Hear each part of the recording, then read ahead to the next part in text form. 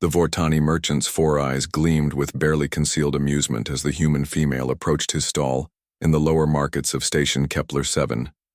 Her clothes were patched, her shoes worn thin, and the credit reader in her trembling hands showed a balance that wouldn't buy a decent meal in the upper sectors.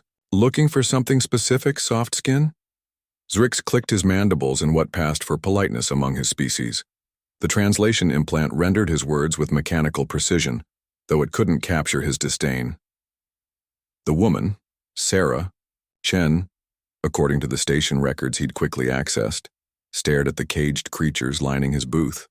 Exotic pets from across the galaxy, singing crystals from Andromeda, phase-shifting cats from the Helix Nebula, and in the darkest corner, a small dragon-like creature no bigger than her palm. "That one," she whispered, pointing to the tiny dragon.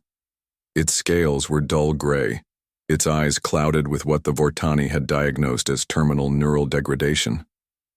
"How much?" Zrix's laugh was like grinding metal. "That worthless thing? It's dying, soft skin, neural pathways collapsing, won't last the cycle." "Please," Sarah's voice cracked. "How much?" The merchant's entertainment sensors tingled. This would make an amusing story for his clutchmates. 2 credits, but no refunds. When it dies. Sarah's hands shook as she transferred the credits, nearly everything she had left. The other merchants watched with the casual cruelty of predators observing wounded prey. To them, humans were still a curiosity, a species that had barely crawled from their gravity well, now scattered across the outer rim stations taking whatever work the established civilizations wouldn't. She carried the small carrier to her cramped quarters in Section D, where the artificial gravity flickered and the air recyclers wheezed.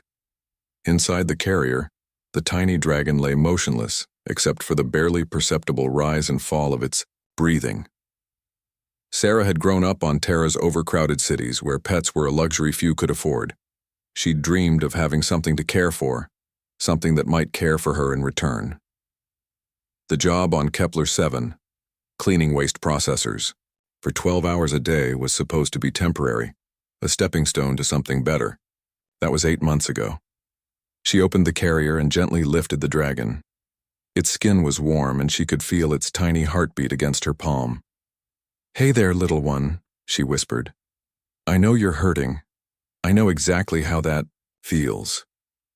The dragon's eyes fluttered open, not the clouded gray she'd seen in the merchant's booth, but a deep, swirling gold that seemed to hold depths of ancient knowledge. Over the following days, Sarah shared her meager rations with the creature. She talked to it as she prepared for her shifts, telling it about her day, her dreams, her fears. The dragon seemed to listen, its golden eyes tracking her movements with increasing alertness.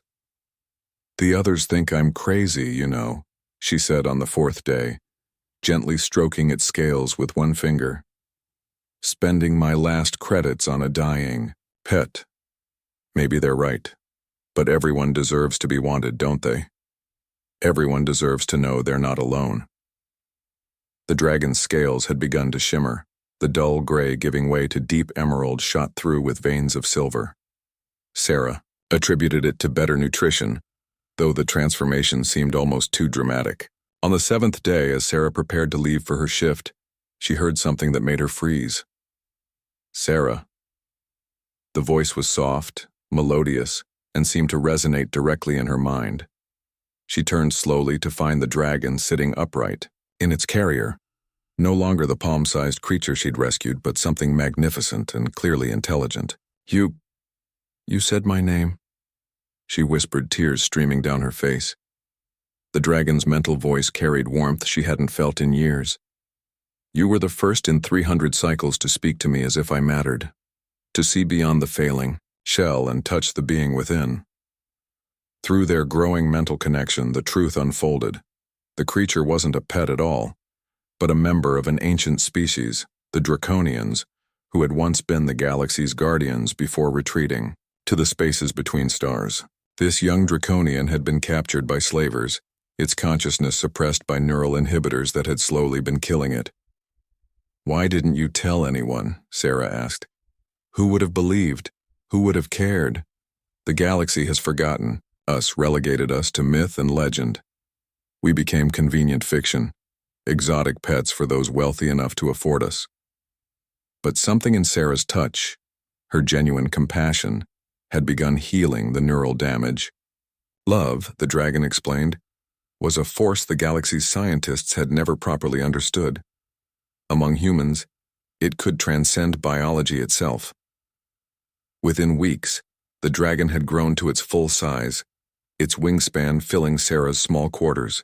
Other station inhabitants, initially dismissive, began to take notice when the dragon started sharing its knowledge. Technologies that could revolutionize food production, heal damaged ecosystems, travel between stars without the environmental destruction that marked current methods. The Vortani merchant who had sold the dying pet for 2 credits found himself facing a being whose species had been exploring the cosmos when his ancestors were still single-celled organisms. The dragon's message was simple: humans alone among Mo. The younger species had shown the capacity for selfless love.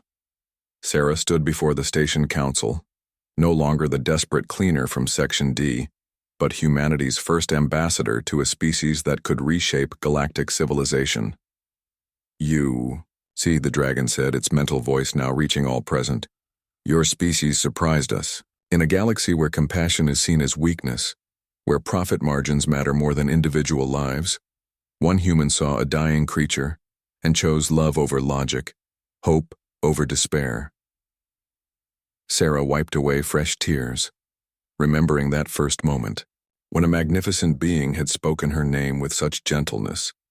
The galaxy was about to discover what humans had always known, that sometimes the smallest acts of love could transform everything.